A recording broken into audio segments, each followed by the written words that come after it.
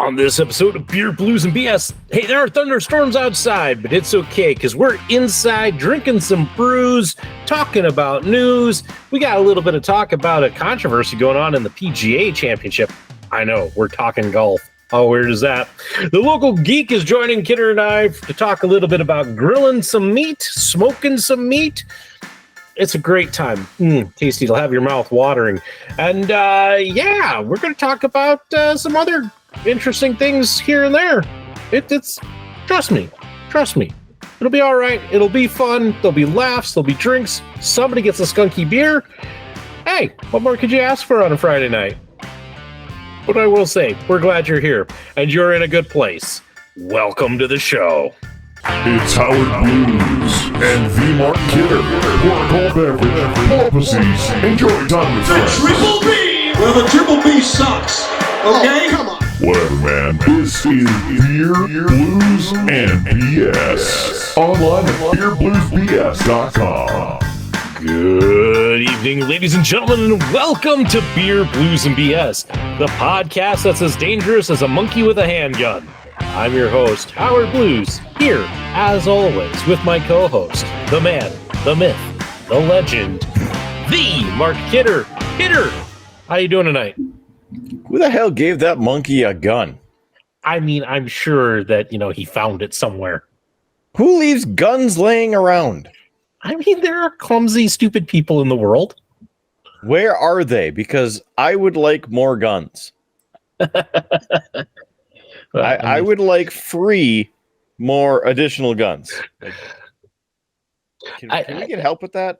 I don't know that you would necessarily get it for free. You might have to trade the monkey a banana. How did the monkey pay for it in the first place?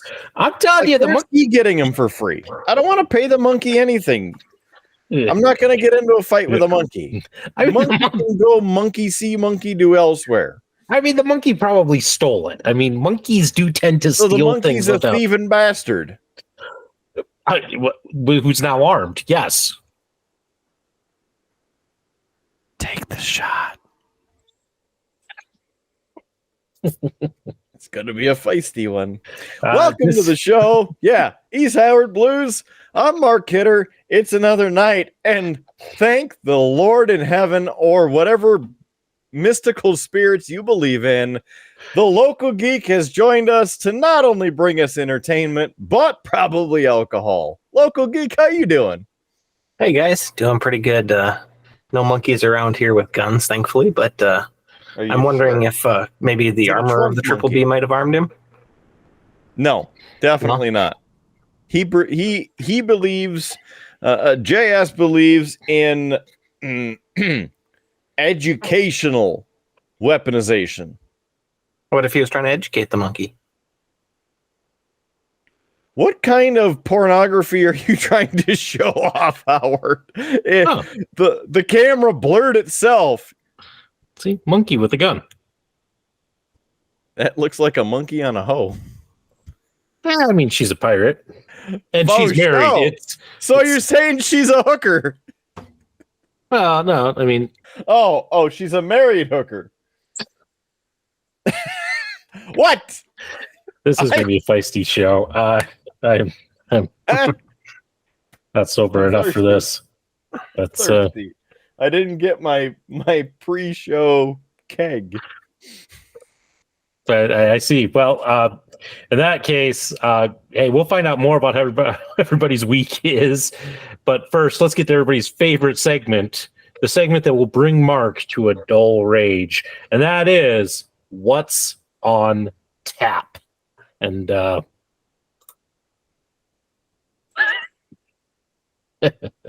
local geek, you're the guest. I'm going to let you go first. All right, sounds good.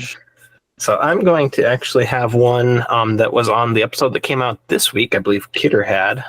Only watched a little bit of the episode, but and then JS had it the week before. It is the Thirsty Street Lemon Drop.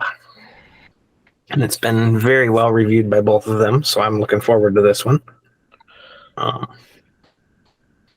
really much on the can that hasn't already been said. Made with Amarillo hops and lemon peel, crafted to reduce gluten. And it's 5% alcohol.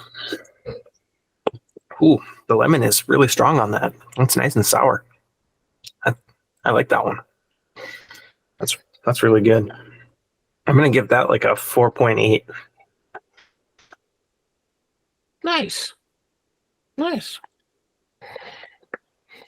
Kidder is opening the Triple B beer fridge, surveying the selections. He's reaching in. He's grabbing something. He's pulling it out. And now, with what he's got, here's Kidder. Calm down. No. Make me.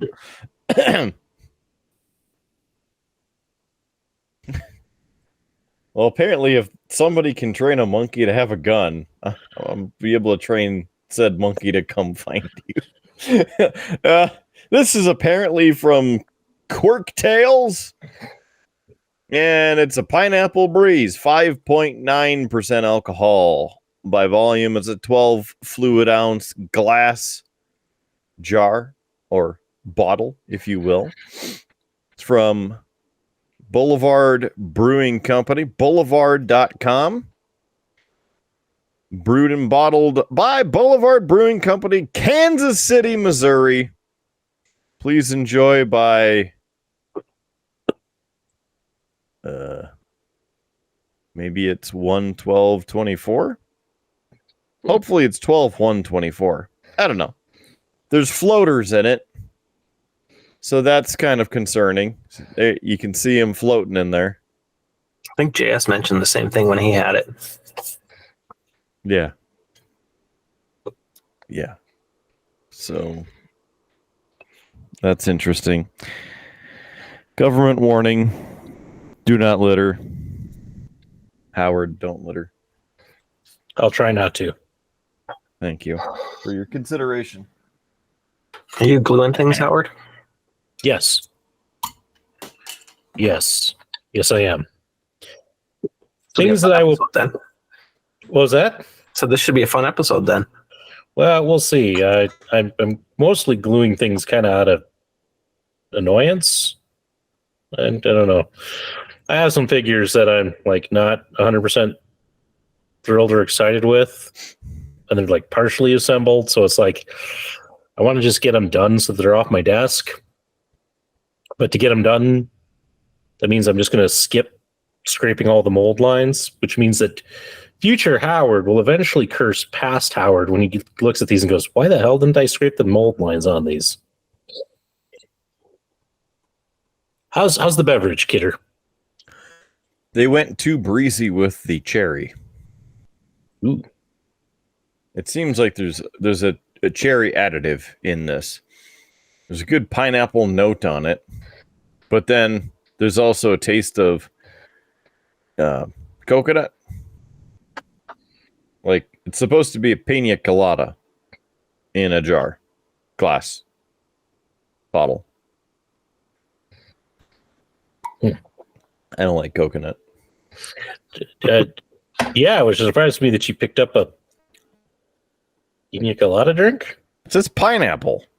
We know how you feel about cherry too. No, get the out of here. Sorry, Howard. I don't know why we always insist on making more work for future Howard. I'm sorry I provoked him. Yeah, 2 minutes for provocation. Yeah, I'll deal with that once you actually get some rough stripes.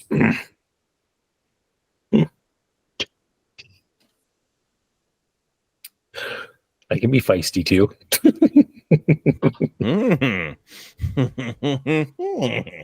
He wants to be feisty. No, not really. I'm tired of that sort of stuff. Anyway, gentlemen, I'm having a beverage that I got from Kidder. Yeah. We've talked about this one before because I think he's had it. I think JS has had it too. But it's from the Fat Fish Brewing Company. It is their Pronghorn Peach Wheat. Sounds yummy. Yeah, malt beverage with natural flavor, 5.4% alcohol by volume. Clearly, this Pronghorn has had some of whatever Kidder's having. Yeah.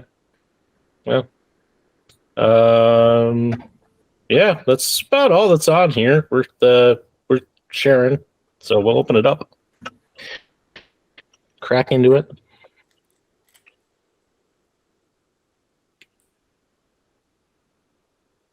I can smell the peach. That's a good sign.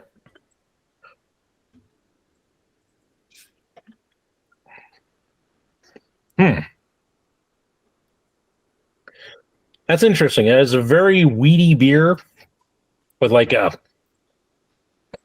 kind of a mid taste of peach. Like it starts off, you kind of get a bit of bitterness. And then like the peach picks up, and then you get a very weedy aftertaste. Probably more weedy than I tend to like, but Kidder picked it out, so we all know how Kidder likes his beer, where he can chew the wheat. So, makes sense that this would be right up his alley.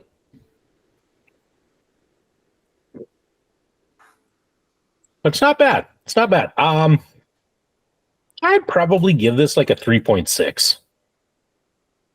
So nice. Above average. A bit weedier than I would like, but I can see myself drinking several of these. So nice. Yeah. Good job, Kidder. Thanks. I just grabbed everything that was local.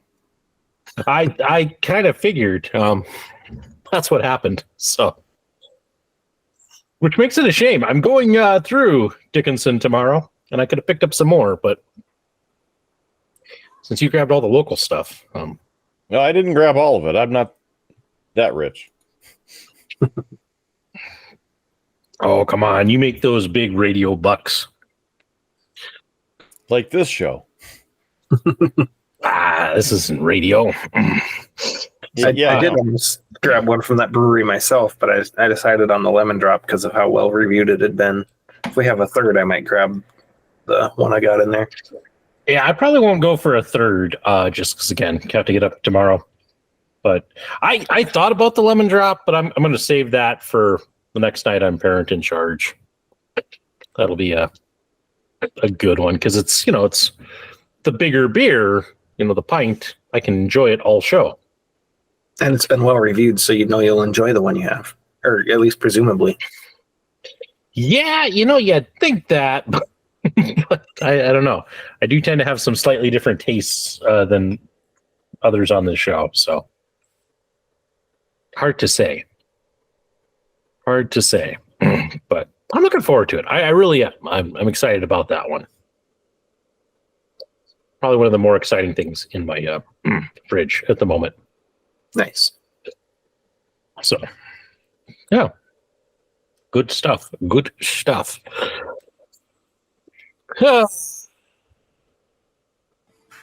Somebody put under what's on tap I added to this. Huh. I have no idea what that means. He put it on there when you were saying thanks to people for putting stuff on the run sheet other than you. I mean, I was just meaning it more as a general thanks for somebody else coming up with topics, because it has been a week, and I know from the pre-show it's been a week for you guys as well. So, I mean, I don't have a ton of stuff to talk about. It's just I don't know. It's all been work for me, but I did hear one interesting controversial topic, and I thought it was worth bringing to the table and sharing, because, we like, we like to talk about different things. Yes.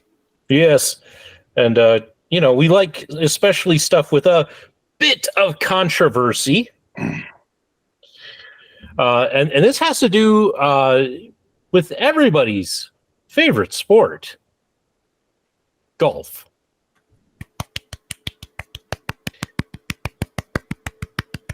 Yeah. So here's the big news. I'm pretty sure I can safely say that neither of you gentlemen follow the PGA Tour. Oh, but I already know. But I want you to say it. Well, I'm just saying, like, I'm pretty sure you guys don't follow the PGA Tour. I'm sure you maybe Just heard when the stuff news like story. this happens. Right. Yeah, it is. Mark Kidder does not sit down like on his Saturday and Sunday and turn on golf and watch golf. I mean, if I want a nap, maybe, but Yeah, but I doubt that. That's what Star Trek Discovery is for. no, that's just for me to get angry about. We can talk about that later. Gets my blood pressure up. Anyway, so in the PGA Tour, the number one golfer, according to the PGA Tour in the world, in the male side, is Scotty Scheffler. And this weekend is the PGA Championship at Valhalla in Louisville, Kentucky. No, that's right. You don't have to become a Viking warrior, get killed in honorable battle to compete in this PGA tournament. Oval? Sure. I'm not from Kentucky. Anyway, Or Valhalla. both. Scotty Scheffler was on his way to competition today, as of us recording this, and he ended up getting arrested. And so this is the story. I tried to find current news because when I heard it this morning, there wasn't a lot of details about it. And there's still not a lot of details about it. But I found an article from later this afternoon that had probably a little bit more. So this is from golf.com. And I'm not going to read all of it. But hey, link in the show notes if you want all of this. And such, but this happened just after 6 a.m. today, Friday. This much, though, is not in dispute. Scotty Scheffler, the planet's best male golfer, according to golf.com, who at the PGA Championship this week is in hot pursuit of his 5th win in 6 starts and 2nd consecutive major title, was stuck in a snarl of traffic as he drove his marked Lexus courtesy vehicle eastbound towards the course. It's important that they're pointing this out. This is a marked car that says that he is here for this event. It's not like he was driving his personal vehicle. It was raining, still dark. There were vehicles backed up for roughly a mile in both directions on the primary access road in and out of the property, a result of a pedestrian fatality investigation. Roughly an hour earlier, a tournament worker was struck and killed by a shuttle bus as the worker tried to cross the road. Scheffler was alone in his vehicle. I don't really need to tell you what he was wearing, because the article feels the need to tell you. As he neared the club entrance, dozens of police cars were in the vicinity, lights flashing, a very chaotic situation. Scheffler would later say in a statement, Detective Brian Gillis of Louisville Metro Police was directing traffic into Gate 1. It just says here, Gillis joined Louisville PD in 2008 after a 3-year stint at the New Orleans Police Department, and soon after he'd become a father of twin sons. This is a lot of deflection so far. Yeah, I mean, there's a little bit of bias in this. In fact, you say here, what happened next on Shelbyville Road gets murkier, but here, according to the police report, is what Gillis said unfolded. Scheffler, in an attempt to bypass the traffic, pulled into the westbound lane where Gillis was stationed in full Louisville Metro Police Department uniform and a high-visibility yellow reflective rain jacket. Gillis said he stopped Scheffler and attempted to give him instructions, but that Scheffler refused to comply and accelerated forward, dragging him to the ground. Later in the morning, after Scheffler had been arrested, booked, and returned to Valhalla to play his 2nd round, he said in a statement that he had been proceeding as directed by police officers. He added, "There was a big misunderstanding of what I thought I was being asked to do. I never intended to disregard any of the instructions." According to the report, Gillis suffered pain, swelling, and abrasions to his left wrist and knee. He was transported to the hospital for further medical treatment. by emergency medical personnel. Detective Gillis's uniform pants, valued at approximately $80, were damaged beyond repair. Among many unanswered questions is how exactly Gillis was dragged to the ground by the car and when Scheffler became aware that the officer was attached to the vehicle. That's the word of the ESPN reporter Jeff Darlington, who was on the scene and used to describe what he had witnessed. Darlington said Scheffler drove about 10 yards before pulling over by the club entrance. When Scheffler rolled down his window to talk to Gillis, Darlington said the officer grabbed Scheffler's arm, pulled him out of the vehicle. Gillis pushed Scheffler against the car and handcuffed him, Darlington said. Scheffler was taken to the Louisville Metro Department of Corrections and charged with second-degree assault of a police officer, which is a felony, third-degree criminal mischief, reckless driving, and disregarding traffic signals from an officer directing traffic. Scheffler was released at 8:40 a.m. He arrived back at the course about an hour before his 10:08 starting time. Scheffler's attorney told ESPN that before Scheffler's run-in with Gillis, Scheffler was unaware of the pedestrian death. He was going into Valhalla to work out. He was getting ready for his tea time. They were directing traffic. He held his credential out and was going in like he'd been instructed to. The lawyer goes on to say the miscommunication arose because Gillis isn't part of the regular event traffic detail. They are allowed to go through. That's why they have the credential and the wave through. Scheffler was unaware there had been a wreck, and he proceeded like they'd been instructed to. He did exactly as he was instructed to enter the premises. Scheffler's arraignment is scheduled for Tuesday at 9 a.m., according to court records.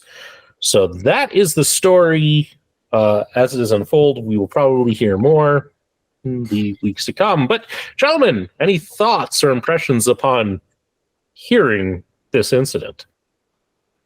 30 feet is 30 feet, 10 yards. I mean, that's a good enough distance.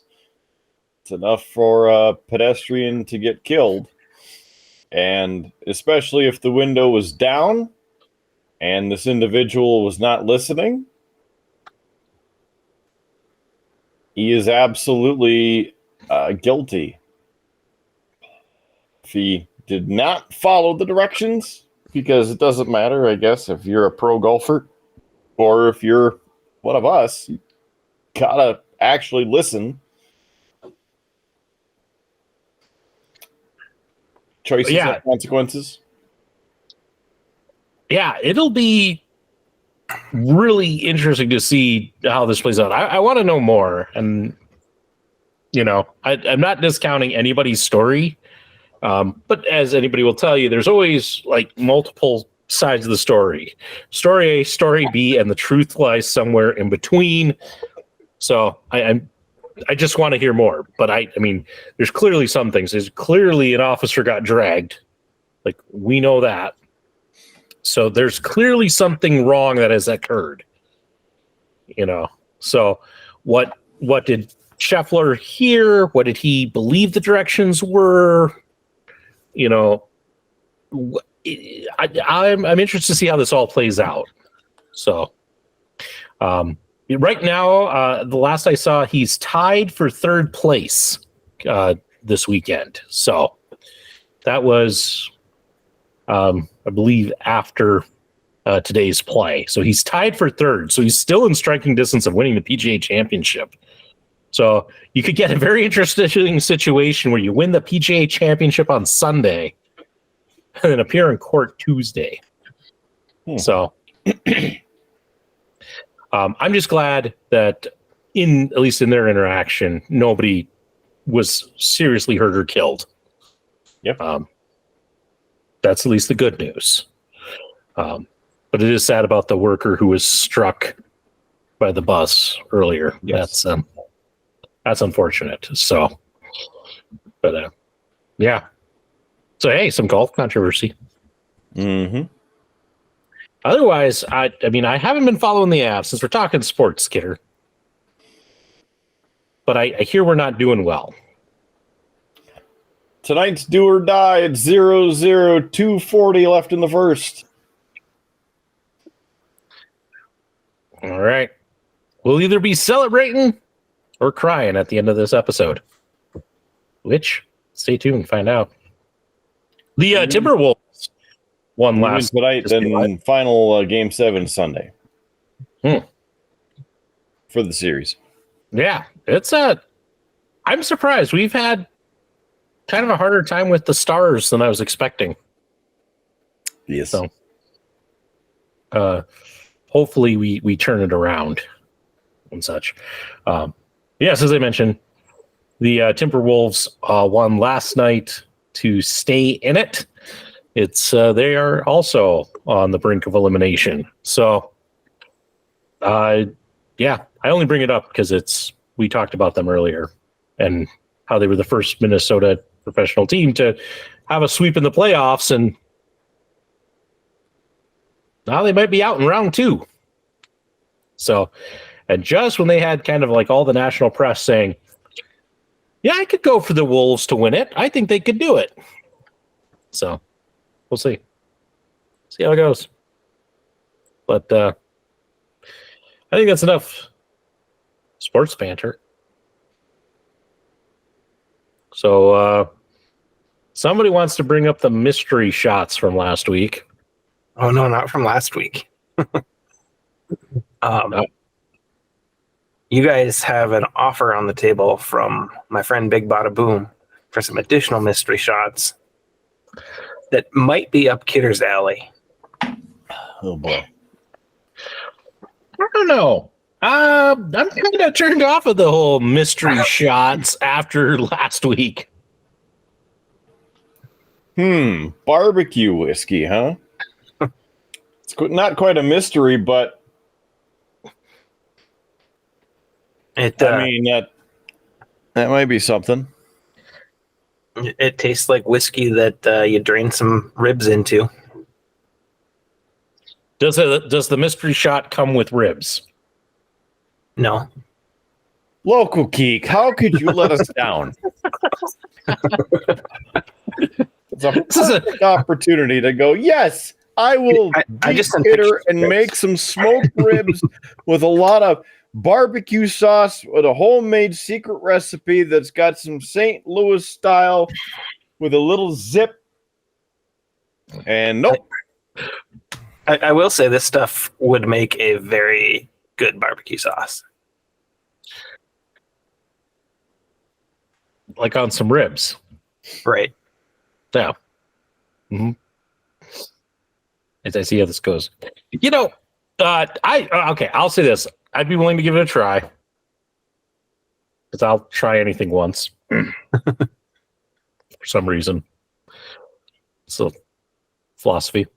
I have to share this because this is just, it says a little bit about my week and everything that's been going on.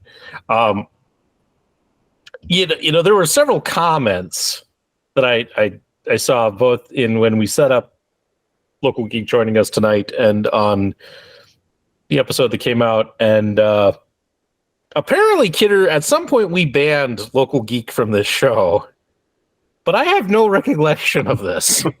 I don't either, but it was probably right after taking the drink of that. No, because it was your first response after you drank it was, I'm trying to figure out how many episodes I need to ban the Local Geek for. Yeah, this explains why I don't remember it. But it was just because like you said it, and then like Big Bada Boom said it in his YouTube comment that spoils that episode. I'm like, I was like, what happened? I just edited this episode this week. I don't recall us banning Local Geek. It's hilarious because he was not only messed up so much after the shot, but then also messed up during the editing of it. Well, I haven't edited that episode yet. Oh, man, that's next week's episode. And so that's where it was like, when did I ban him? And how did you like? Because like the fact that Local Geek said it, I probably maybe could have made the connection. But the fact that somebody who wasn't there and hadn't seen the episode had said something, it threw me for a loop. Because I'm like, I don't think we banned him in this episode. What did I do? And especially because Big Bada Boom's comment was that he thought we would have banned you for the shot of Malort. And so it made it sound like I'd already banned you for something else. Oh, so that's you can see my confusion as I was trying to figure this out. Like, when did we ban the local geek? I appreciate not being banned. I mean, see how I feel after I edit that episode. I do have more good beer to bring you. So. No, yeah, that's fine. As I said, it was one of those. I was racking my brain about, like, did somebody make an offhanded comment that I just don't remember? And that explains a whole lot. So glad I could solve that mystery for myself. So yeah, that'll be a fun episode when that one comes out. If you put a hashtag Malort on that one, you might pick up some extra viewers from it, just because people search for Malort probably to watch those videos. Why? Because that's part of Malort, is when you take a shot of it, you're supposed to get video taking it so that people can share it around. Hey, well, okay. Now that I know that, Kidder, I know a short we're making from that last week's episode. All right. I say, like, I have any idea what really gets people watching stuff. The short we put out last week, which was just a really bad bit about the fact that I thought my camera was in my microphone and made a gesture towards that, and Kidder mocked me, got like close to 500 views. Nice. Why? I don't know. It I got resonated. 300 of me pouring honey in my mead, so... And that's all it was. There was no audio, nothing, just pouring honey into mead.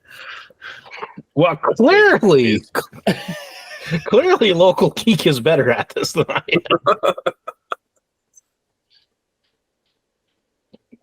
So, okay, I'll make something out of the Malort one. Definitely. Yeah. That, yeah, my wife did say thank you that I drank the whole thing and didn't, like, save her some. She was very appreciative that I took that hit. Kidder, I think you shared it with your wife. How did that go over? It's still in the fridge. Okay, I want details when she tries it. Or better yet, I might not be alive. I don't know. Maybe it's better chilled. Record it, good sir. Gives the show content. Correct, but again, dead. So here's what you. Well, that's true, because it'd be on your phone. You'd have to figure out a way to send it, because then I'd have evidence, man. Live stream it. Again, dead. So I don't know what y'all are missing here, because all roads lead to the Grim Reaper. If you live stream it on the Beer Blues BS channel, then Howard should be able to access the file. Our channel would get banned because there would be a brutal murder taking place. Actually, I wouldn't have to show that part of it. I just saved that for the police investigation afterwards. Oh, it'd be live streamed. We'd get banned within 10 minutes of my body laying on the floor. That's why you got to tell me when you do it so that I can quickly capture the footage. So I have a copy. Probably wouldn't even be ready.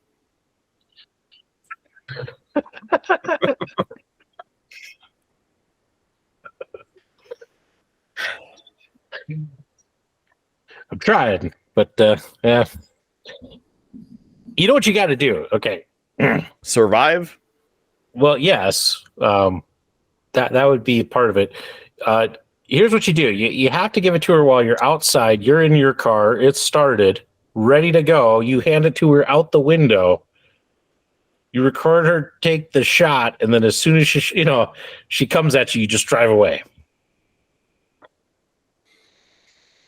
It's just delaying the inevitable. Listen, we can hide you out for a while. She doesn't really know where both of you live. She doesn't remember how to get here. And I got places, man. I can hide you. My house has got rooms upon rooms. She'd never find you.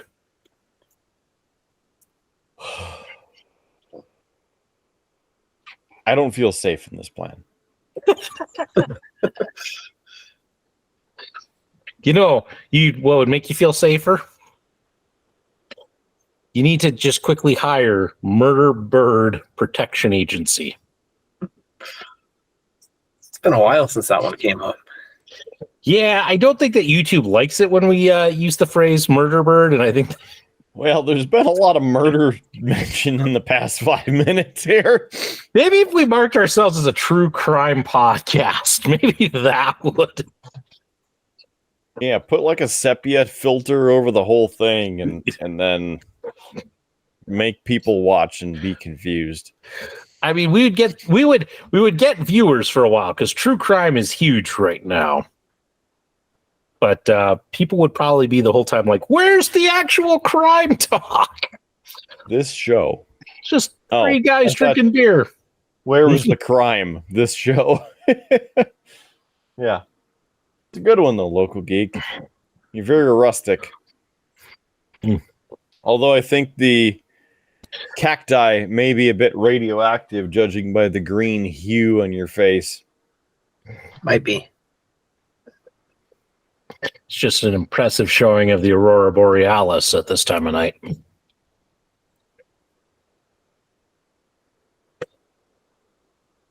Yeah, that's it. Get here for a second. I looked at the KRDN weather stream behind you. And for a second, I thought that it was a soccer pitch. I'm like, why is Kidder watching soccer? And then I'm like, oh, it's not. Don't ask me how I saw a soccer pitch in it. That's just what I saw.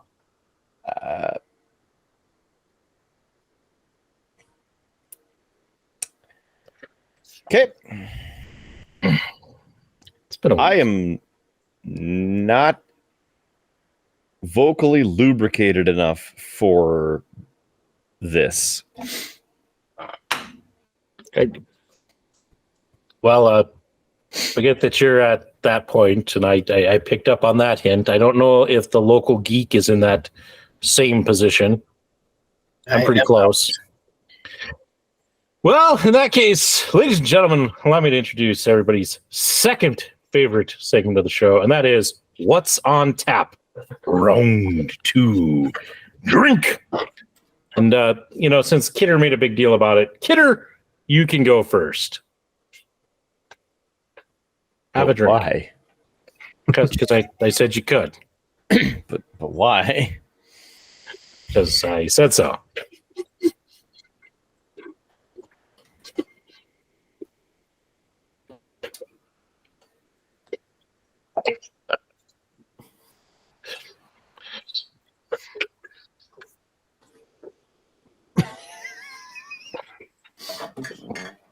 What kind of mystery beverage you got in there, Kidder?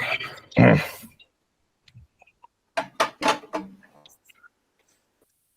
gonna go with the Hofbräu.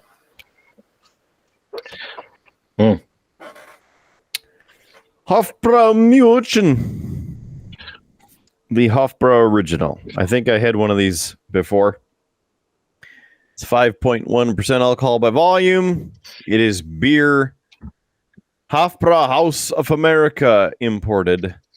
Anthem Village Drive in Henderson, Nevada. Yeah, look at that. You had it on episode 82. Yeah, there we go. And it was skunky. Yep. I think that's why I bought another one going, well, I hope this one isn't skunky.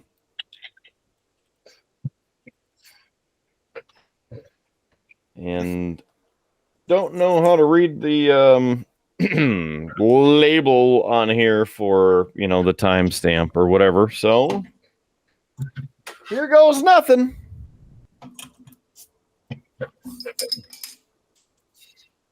Local Geek, I'm guessing that you are still thirsty, yeah? Yes. I have. Oh, that is out of Howard's mystery box. I'll have. Get another skunky one. I don't know if that's how they make beer in Germany or what, but woo, that one, that's a bit ripe.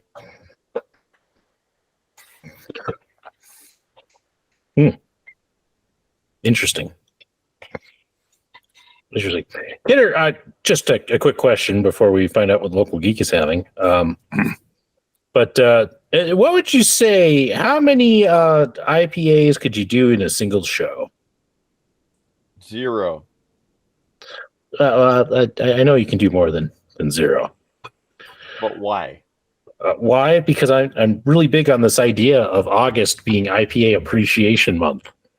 So I want to start finding IPAs so I can give them to you for IPA Appreciation Month. You just have them. I'm fairly certain you've had at least 2 on one show before. Okay. So in that case, I know Kidder will be gone for a little bit in August.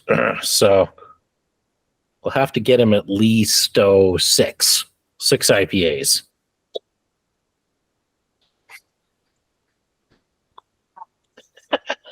Local Geek, what are you having? Okay, so I reached into the old mystery box and pulled out one with the silver top on it today. Oh. So it's Silver. It is the Long Drink Strong Citrus. Ooh. This is exciting. Hope you don't got to do much tomorrow. We'll talk about that in the next topic. Yeah, we've read this before, I'm pretty sure. I think it's the same on all the long drink cans, so I'll just crack her open and give her a try here. Is this the one JS didn't like? I don't think he's had that version, but it is very much the blue can, just stronger, and he doesn't like the blue can. That's good. It is good. It is just strong. It is strong. You can taste get a little bit more alcohol bite than you do out of the other ones. I think I'm gonna rate it like a 3.5, mostly because of that extra bite that it's got. Mm-hmm. Nice. It masks the flavor a little bit when you get that bite. Yeah, I like it. It's just I can do one. Yep. It's definitely one of those you have one of. You have one. Each one I had last week or the week before. I could probably have a whole case of those in a sitting. I need to find that one. That's it's on my list to track that down. I talked about that I think on a past show. Yeah, I think you did on the one I had it on. Yeah. Well, no, since you had that one on, I went into, I think it was like the liquor store at Walmart. I was running errands. Oh yeah. And it was one of 2 things I was looking for, and Walmart had neither. I've decided that their liquor section is kind of disappointing. Yeah, we got it out east. Yeah, I remembered you told me that, and I just need to get out there. I just haven't. Reaching into my drink your paint water koozie. As classy as that is. For a beer that I received from the Local Geek. That's right. I'm drinking everybody else's beer tonight. Me too. But he shared this with me. This is the Shell's Snowstorm. And it is a 4 rye dark ale, brew to endure, a storied legacy of fine beers. It is 6.3% alcohol by volume. It says on here, there's a story in every drop. As every Midwesterner knows, no 2 snowstorms are alike. So we change it up every year because it showcases our ability to adapt to the times. Back in the olden days, it was no small feat to take our beer by wagon to the local establishments, especially in the dead of winter. We had to find inventive ways to make sure beer arrived and our patrons didn't run the well dry. This meant long hauls and even leaving beer unattended at the bottom of the hills when it was too heavy for the horses to make it up in one trip. Brewed and canned by the August Shell Brewing Company, New Ulm, Minnesota, USA.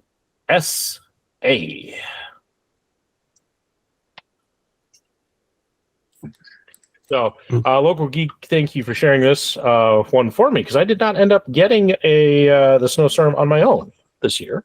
Yeah, and you did have, I think it was last year's, or maybe it must have been 2 years ago, because it was episode 47 you had it. Gosh, yeah, that's way back at the beginning of the Triple B lifetime. Oh, and you had one in 92 as well, so you've had every year, I think, that you guys have been recording. That's a talent. Didn't even know it was a thing. Right? Yeah, the first one that you had was an oat Stark beer. And then the second one was a mahogany lager. And then this one, of course, is the 4 rye. All right, let's give it a try.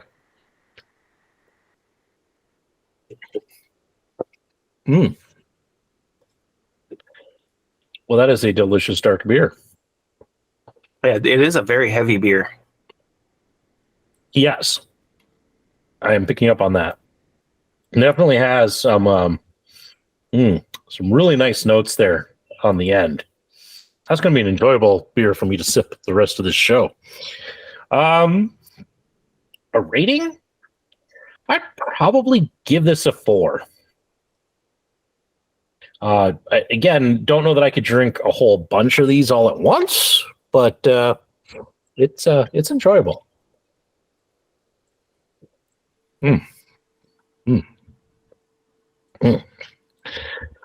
You know what also is enjoyable, gents?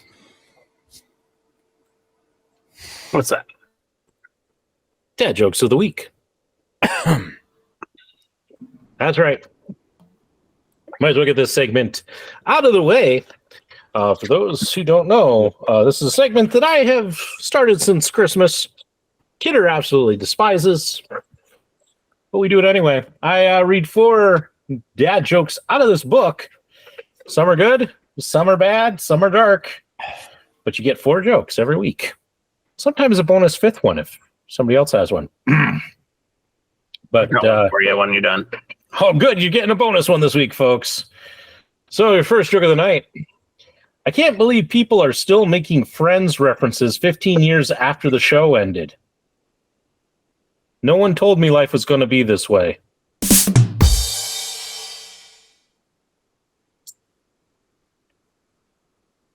The first computer dates back to Adam and Eve.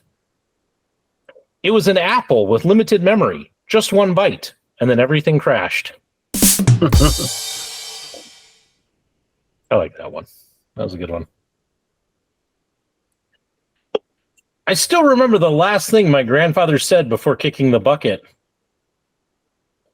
Hey, you, want to see how far I can kick this bucket? And our last joke out of the book for tonight. Doctor, there's a patient on line 1 that says he's invisible. Well, tell him I can't see him right now. No dark ones this time, huh? No, nothing too dark.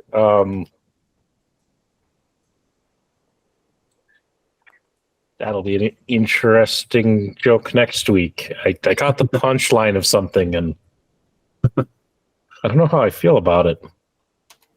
Right, tune in next week to find out. But Local Geek, yes, you had a joke to contribute to Dad Jokes of the Week. Yeah, I've got one that's right up Kidder's alley. What is a stormtrooper's favorite store?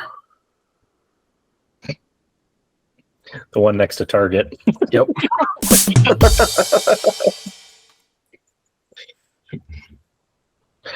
Yeah. Fun fact for you, for anyone, stormtroopers are actually not that bad as shots. They were originally written into the script that they were purposely missing to basically send Han and Luke and Leia and Chewbacca back into the Millennium Falcon with a tracking device so that they could find the Rebel base. That's how they find the Rebel base on Yavin. But it's stuck that all stormtroopers are terrible shots as the movies went on, and hence why we end up with that stereotype. Here's your fun fact for the day. Those are your dad jokes of the week. So, there you go. There you go. Local Geek, you hinted at that you have some interesting things planned for tomorrow. What are you doing, good sir? Let's keep on trucking. Tomorrow, as you guys may or may not know, is Touch a Truck over here in Mandan. So we're going to take the little guy over and let him crawl around in some semis and heavy equipment and fire trucks and ambulances and all that fun stuff. And yeah, and Touch a Truck is a huge event. it is. Like kudos. I know the gentleman who actually organizes it. His name's Matt Shannondorf. We go work way with him. Yeah. He's a great guy. He is. And I love what he's been doing. He's currently the president of the Mandan Progress organization, and the stuff he's been bringing to Mandan has just been fantastic. He's grown Touch a Truck. He's the one behind the Mandan holiday lights, which we've talked about on the show before. But yeah, we've taken Junior over to Touch a Truck the last 2 years, and we've just had a blast. Mm-hmm. We usually try to go in the morning when they do the quiet time for it, so there's not quite so much noise, and it's not generally quite as busy. See, I didn't know they did a quiet time for it. We've kind of gone whenever we've been able to get over there, but what I have seen, and I've seen pictures and video, everybody kind of rushes it right at the beginning. If you actually go later, the crowds die down quite a bit. Really? Yeah. So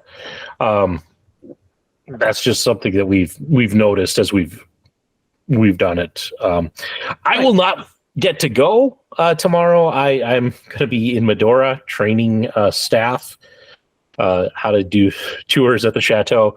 But Lefty is taking the kids over. I think my father-in-law is joining them. So Nice. they'll be there, kind of going around, climbing on trucks. Nice. So, well, if she doesn't know, Dialectic is now allowed to be kid-friendly with a new state law that was recently passed. And so they are going to have apple juice and coloring books for kids. Cool. I will try to. I think they're charging for the apple juice, but they're going to have it. Yeah. We usually travel with most supplies. So. Right. But hey, kudos to Dialectic for trying to get in on that as well. But yeah, no, it's a cool event. One of these days, I'll have to drag Kidder to it. I think Kidder would be like a kid in a candy store, climbing on all the trucks and such. Right? Yeah. It's always funny to see how many of them have learned how to disable their horns, because the kids always find the horn button and then honk all of the vehicles.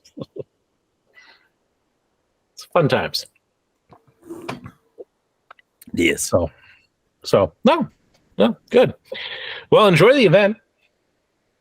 It's always a fun time. So yeah, I'm really gonna miss it, and I told my wife, take lots of pictures, send them to me.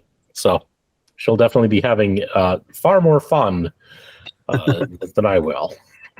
So, but it's also like my third Saturday in a row working. Oof. Yep.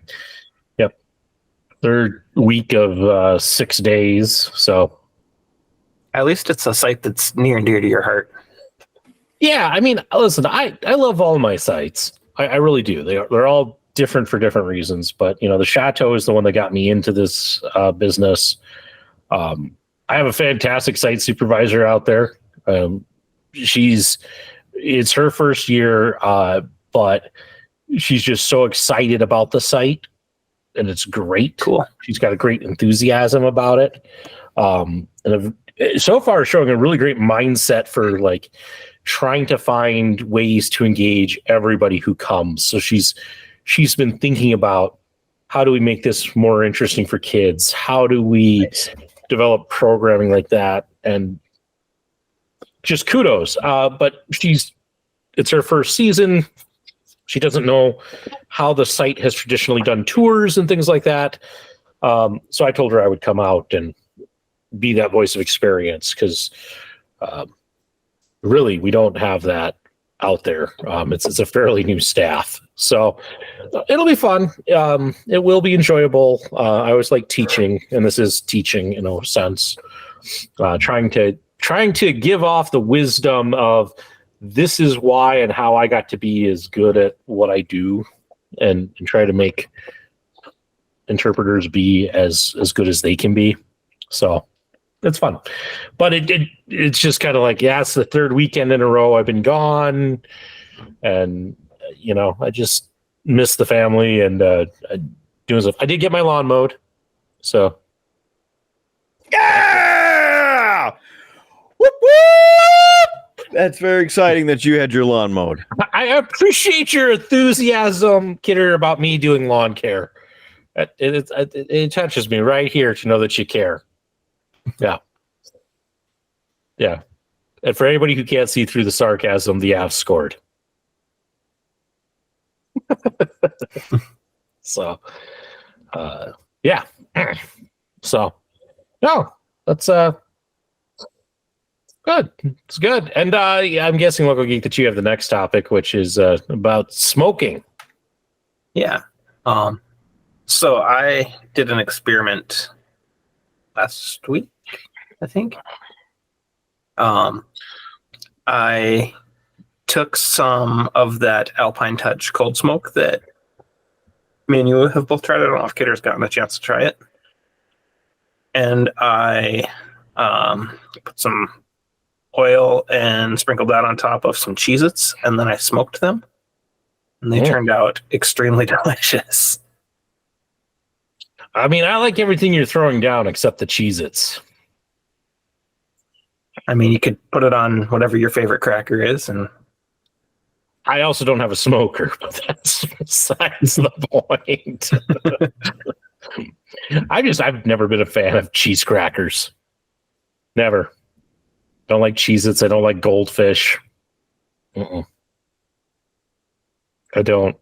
My kids don't understand it. They keep, Dad, you? I'm like, no, I'm good. That was where I got the idea from the little guy's Cheez-Its. I was like, people smoke like crackers and stuff. I bet Cheez-Its would be all right with that on it. So I gave it a try, and it turned out really good. Yeah. I mean, I could see that. I would maybe want it paired with like a nice real cheese, but that's yeah. People also smoke cheeses, so yes, yep. I have not tried that myself, but yeah, that would be an interesting one. I don't know. But then again, I'm not fully up on how smokers work. I have an idea, but I would think that the cheese would melt, but yeah, mine goes lowest is 180, but you can get smokers with an offset smoke chamber or fire chamber that don't get as hot. But I have heard of people smoking cheeses in smokers like mine. Yeah, I mean, I bet you could make a really good like smoked queso. Oh yeah. Queso. That'd be good. Yeah, no, hey, kudos to that. I have been doing quite a bit of grilling. I'm glad grill season is back. Yeah, me too. I haven't done enough of it, but yeah, we finally opened up. So when we bought this house, it came with a grill that was hooked to the gas line. Oh, nice. And I finally this year, I moved into this house in 2021. Finally this year, like took the tarp off and looked at it and actually fired it up, and we've used it the last few times. So nice. I did that because I promised my sister-in-law their grill broke, and I'm like, I have two grills. I need to decide which one I wish to keep. So figured I'd try a few things on this grill that's new to me and make a decision. I think I might keep it. It's hooked to the natural gas line off your house. Yeah. Nice. You don't have to worry about refilling tanks and stuff. Yeah. Pro grilling tip right there. I mean, I've always just had two propane tanks, and then when one, like I always keep one full in the garage. So when the other one runs out, I can just cook the full one and I'll refill the empty one. So I've never ran out of propane. But it is just one of those where I'm just kind of like, So the grills are about the same size. There's not too much difference in them. And so it's like, instead of me trying to de-hook this one from the line and hook my other grill up to the line, I might as well just leave the one that's already hooked up and just get the other one away.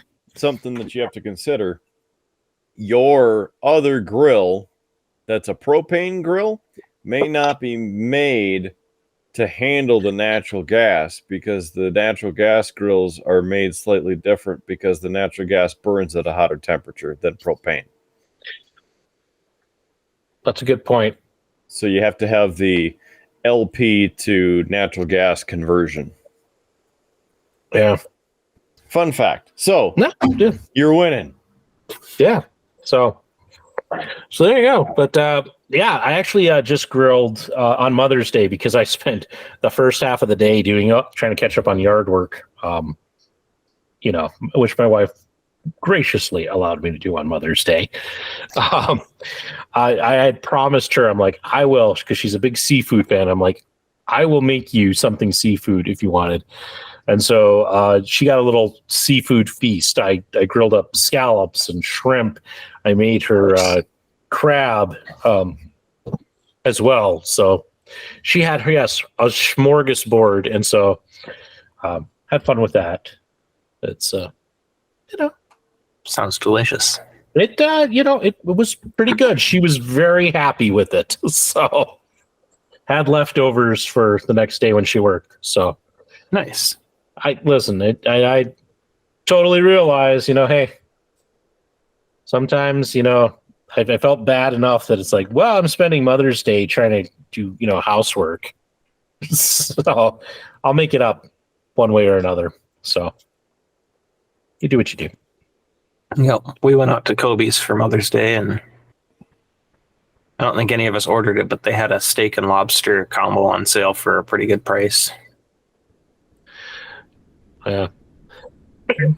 Yeah, that was I grilled myself up a steak. Nice. So yeah. I do enjoy a good grilled steak. Me too. Yep. That's 100%. Steak is probably my favorite meal of all time.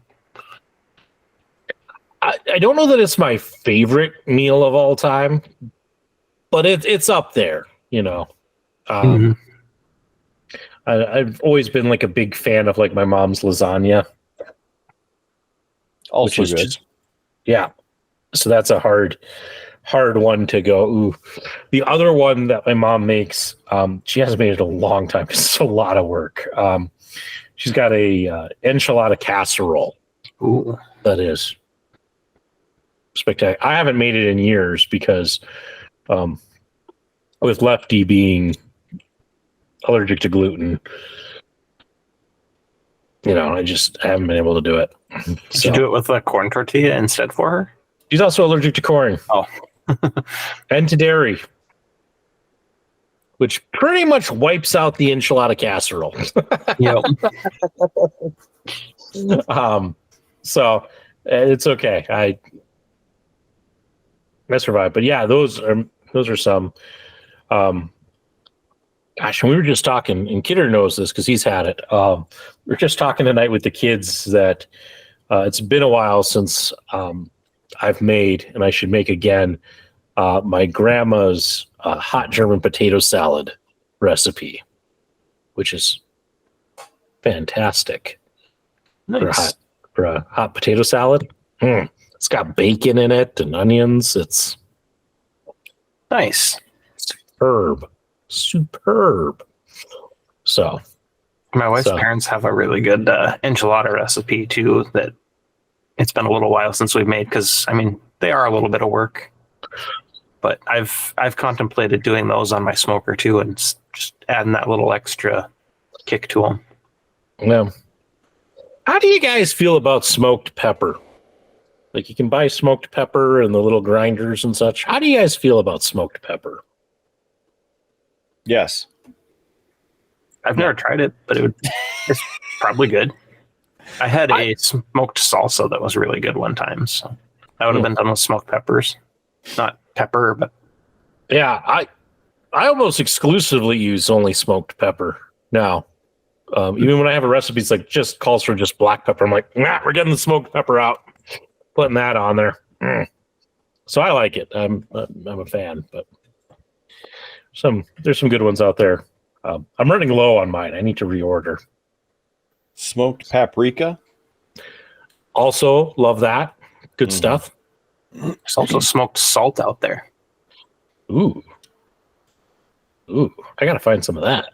Yeah, it's called meth. Don't need to find that. Gosh, I like using that stuff. I also have a bottle of like liquid smoke that I like to throw into things like sloppy joes and such. Excellent. I used to do that with my burgers before I had a smoker. I would put a little drizzle of that in my patties as I was mixing in. I usually threw some liquid smoke, a little bit of whiskey, and then I've got a seasoning that I mix together. Gosh, man, that reminds me. Back in college, I once made a whole drunken dinner. I think Kidder was around for that one. Probably. I think every part of the meal had alcohol involved in one way, shape, or form. Yep. Including the creation. Well, of course. That was back when we had the Monday night cooking wars going on. So for the audience, there was a chunk of time where I lived on a couch in Kidder's apartment. And every Monday night, during Monday Night Raw, we'd invite everybody over, and I would, because I like to cook. I enjoy cooking, and I enjoy cooking for people. And so it was an excuse for me to cook, because unfortunately, I have most of my mom's recipes, and they were designed to feed a family of 5. So if I made it for myself, I would have leftover. Like I could make one dish and have leftovers for like a week and a half, which gets a little boring. So we'd invite everybody over. I would cook a home cooked meal, and everybody just got to partake. And I may have gotten some compliments on it, which then drove a female friend of ours who was attending to want to compete, because she wanted all the accolades. And Kidder can remember this. She made a shrimp pasta dish. But it had one major flaw to it. Kidder, do you remember the flaw? Yeah, I do. The shrimp still have their tails on them. Ooh.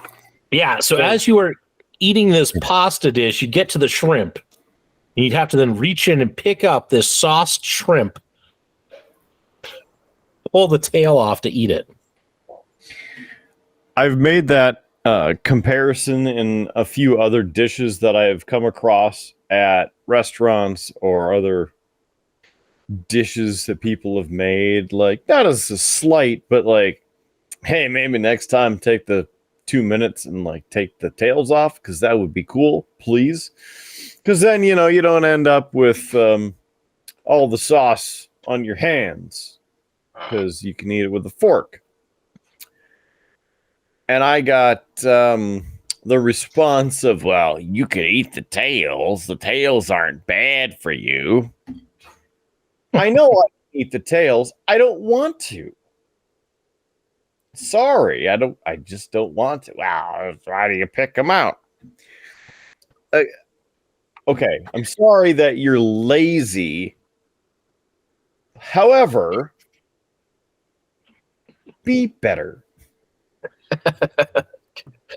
Yeah. Anyway, so this kind of became then like the Monday night cooking war, and it was me versus this gal over who could please the crowd more. We never put it to like an official vote, but I like to say I was the champ of the Monday night cooking wars. So I never got any complaints. So, but most people wouldn't complain because, it's a free meal. Like, I didn't ask anybody to chip in. It was just like, I want to cook something. I'm going to cook something. Enjoy, So, good times. Good times. And then for the last few years, I've been the family cook when it comes to holiday dinners. Although I've kind of stopped that. Once I got kids, it got to be too much. And we had a Easter where was it Easter or Christmas? It was one of the two. I think it was Christmas, where just due to like the weird schedule of stuff, like I had to get some stuff prepped. We opened gifts, and as soon as gifts were open, I had to go. And no, it was Christmas. Had to go right into cooking mode to get everything cooked and ready and on the table. I got that done, and then like people ate in shifts. Other people left and ate elsewhere. It was just like kind of insulting, and it was Junior's first Christmas, and I got to spend very little time with him. And I cooked this big meal, and it wasn't appreciated. And so the next year I said, let's just do a taco bar. Feliz Navidad. Let's celebrate that way. We're doing a taco bar because I could prep everything the night before and I could enjoy more time. And we did that for 2 years. And then I think the family kind of rebelled at like taco bar. So it's like, well, you're going to cook something. Mm-hmm. But it's a challenge with my wife's allergies, my mother-in-law's allergies, my sister-in-law's allergies. It's a very complex puzzle to create a meal for them. You know, my wife can't do gluten or corn or dairy are the big three for her. My mother-in-law can't do gluten or potatoes or parsley. So you have to swing around that.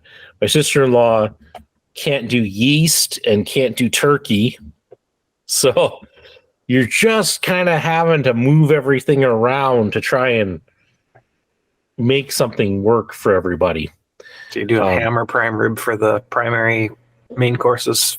Yeah, and that even gets very tricky because like if I do anything beef, I have to make sure it's grass-fed because a lot of times the farmers will, or the feedlots will use corn to fatten cows up. So then it's then it's corn based. So that will set my wife off. Oh. And with a lot of hams and such, they put sugar in it. Well, if it's cane sugar, she's fine. But if it's beet sugar, she's not. So it is a complex puzzle of how to make this work for everybody. And I'm pretty good at it. I have dishes in my head that I can pull out to make that happen, and without having to have too many special sides for people. And nice. But it's work. It's a lot of work. And I don't usually mind, but the year that I kind of missed Junior's first Christmas, I was not real happy. So that's when it's like taco bar is really easy. You know, and then people could have stuff as they wanted. If they wanted burritos, great. If they wanted taco salad, great. You know, they just want to make a big plate of nachos, go for it. Nice. So, but that's kind of helped. But yeah, it's always a lot of work.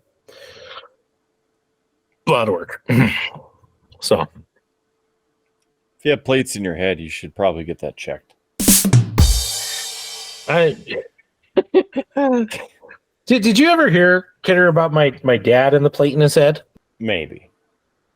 So for about 5 years, my dad had this thing where he constantly set off the detectors at stores when he'd go through.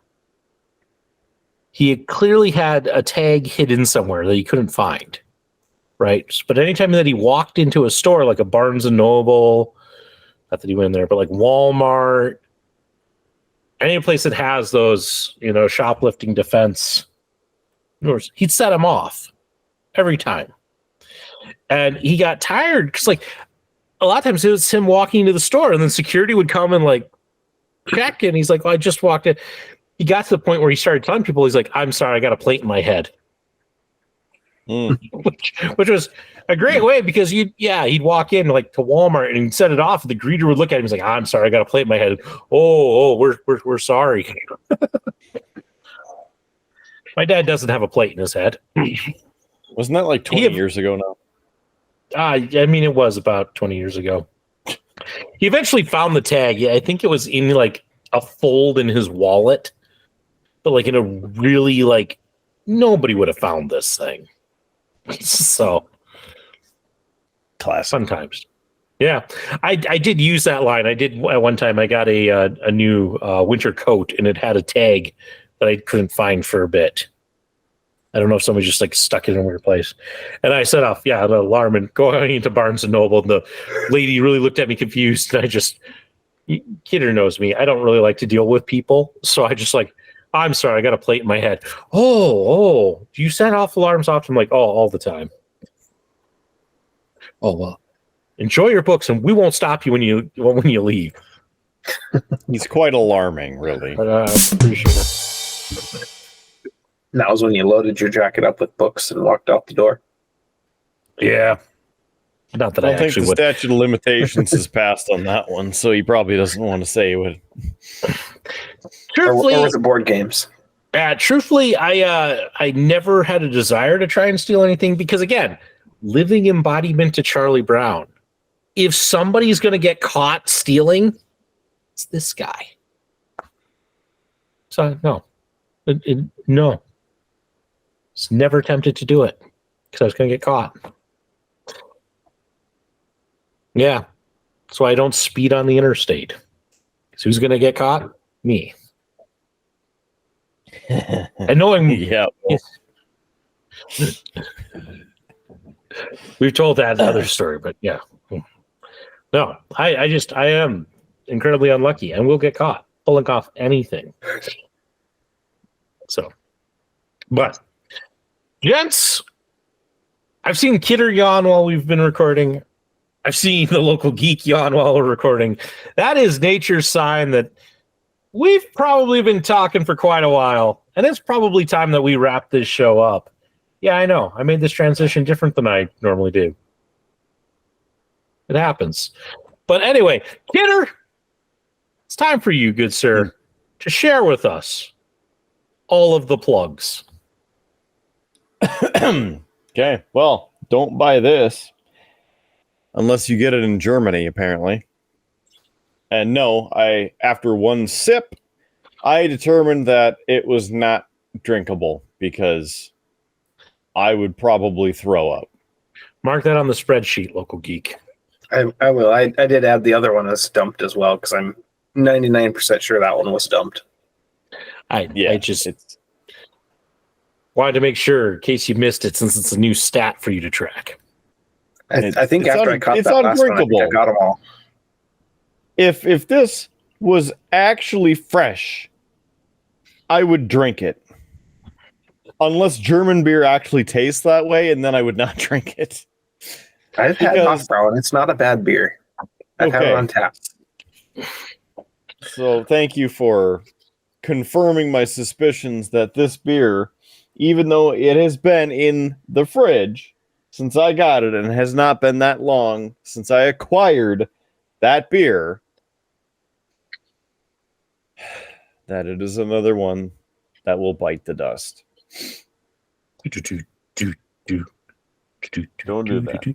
We don't have the money to pay the rights for that. Uh-oh. And we're not doing CPR, so you can't say you're saving somebody. You glued yourself together? Not quite. Just get in there. I told you I'm dealing with models that I'm not really happy with. This is part of it. Their connections are annoying as all get out. I'm trying to get it in, and I will probably end up gluing my fingers to something. There. Behave. We're good. Sorry to disappoint.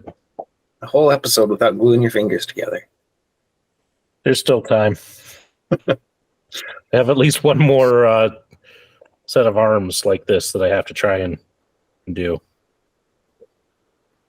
So, anyway, I'm sorry, Kidder. I keep interrupting you during your plugs. Hey, whatever. You're the one who's got to go to bed.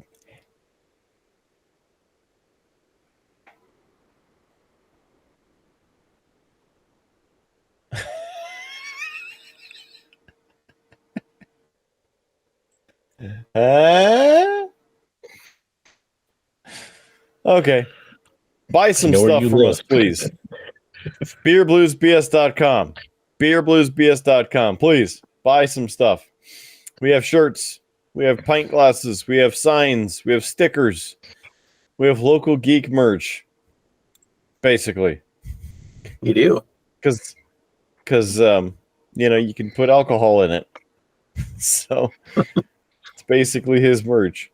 Help us help you by continuing the show, beerbluesbs.com. Also, streamlabs.com/beerbluesbs. That's the place to be when we're live. Or if you just want to donate to us, that would be cool too, because that'll help us keep going. Little as $1 a month can help us keep the show rolling on. Almost the end of the second period. Avalanche leading 1-0. There we go. Into the second period.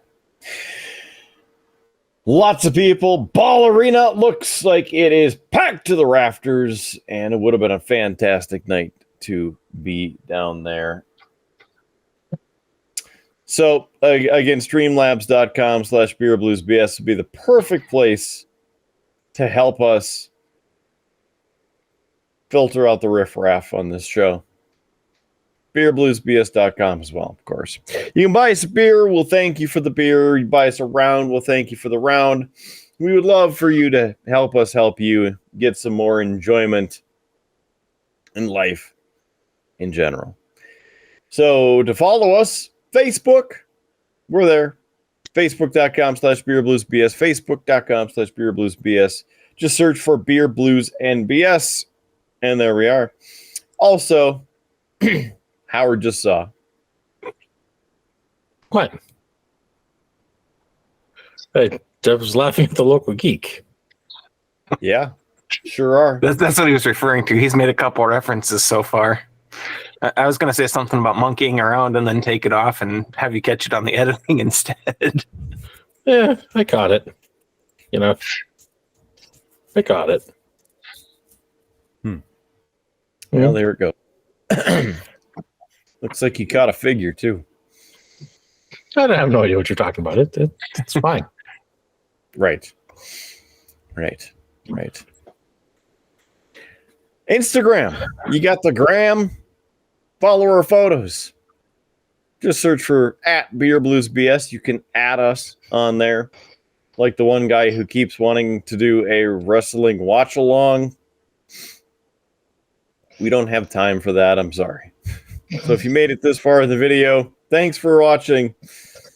Watch our live videos because that's all we have time for. And in fact, we really don't have time for those either.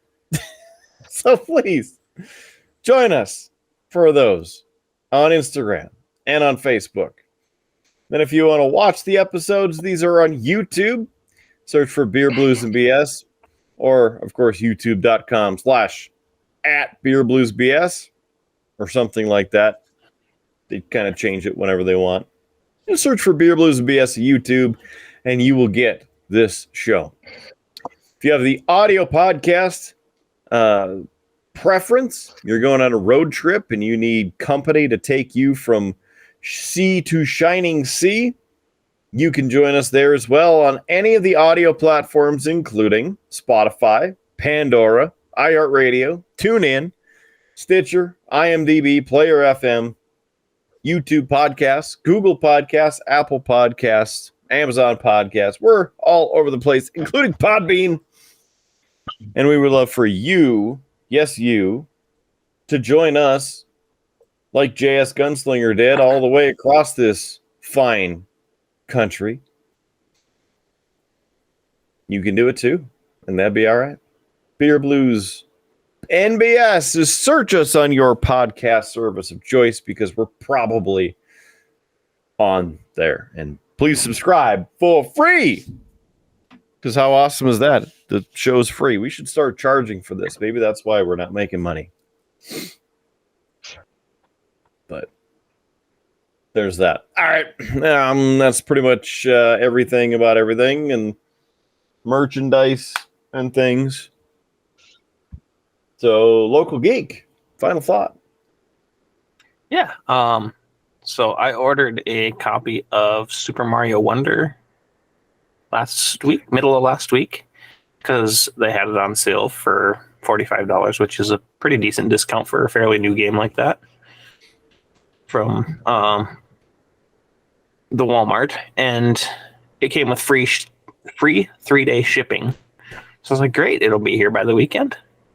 And that was 10 days ago, and it has not even been accepted by the post office yet. So yeah, I'm waiting for Walmart to get their stuff together and get it shipped out. So Walmart, if you're listening to this show, let's get that coming to me, please.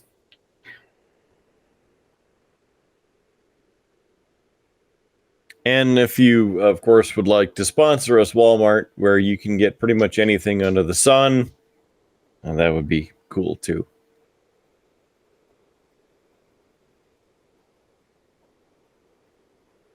Howard, final thought?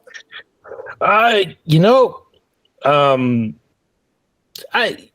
much of a final thought, but I will say it has been a stressful last kind of 3 weeks.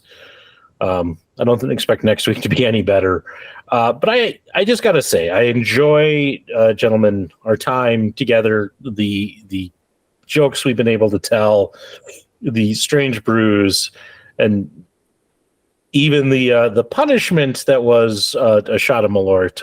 It's all been in good fun. And really, honestly, it tends to have been a highlight of my week. This time I get to spend with you guys. So I'm very appreciative the last few weeks. Yeah. Glad I've been able to join you guys too. Though. not the past 3 years. Just I think I'm on 3 weeks in a row now. So Local Geek stretching out his run at the. I realized that I have a whole fridge full of beer from you guys that I need to drink through. So I also have beer for both of you sitting nearby that you also need to get. So there's that. Yes.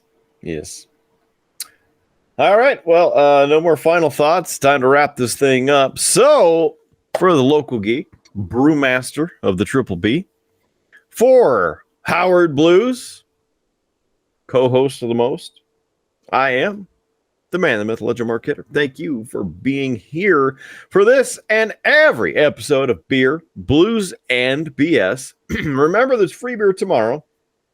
Keep your glass at least half full, and we will find you on down that storm-chasing, thunderstorm, tornado whipping, hail blazing Tuscan Highway. Have a good one. See you on the next episode of Beer, Blues, and BS.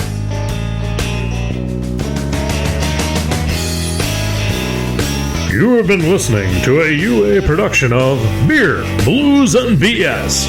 If you enjoyed the show, help others find out about it by rating the show or leaving a review at your podcast listening service of choice. Thanks for listening, and may your glass never be empty.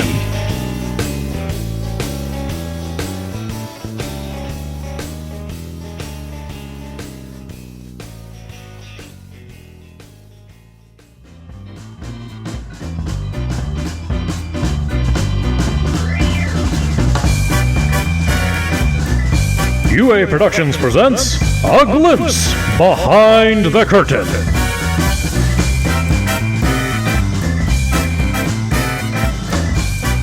Thanks to those who added to the run sheet. Appreciate your efforts. think if they were topics, they may be. Yeah, well, we're I have a feeling it's going to be you and I carrying a large part of the load because Peter seems to be pretty out of it. So, oh, the mystery shots should perk up his interest a little bit. So, yeah, we got to have a conversation like about Big Bada Boom spoiling the mystery shot in his comment on this week's episode. Right? It's like, oh my! It's like we haven't done them yet. Stop. Anybody who reads the comments will now know what the mystery shot was. They have to actually go to our Facebook and like it to actually see that first. So he put it on the YouTube comment. Oh, well, they actually have to go to YouTube and